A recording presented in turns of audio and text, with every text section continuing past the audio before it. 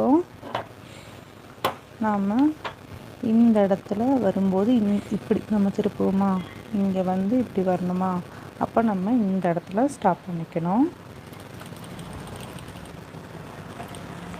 இப்போ நம்ம ரொட்டேட் பண்ணிவிட்டேன். இப்போது இந்த நம்ம நிறுத்தி வச்சுருக்கோம்ல, இதிலிருந்து இதை வரைக்கும் நம்ம கட் பண்ணி விட்டுக்கலாம்.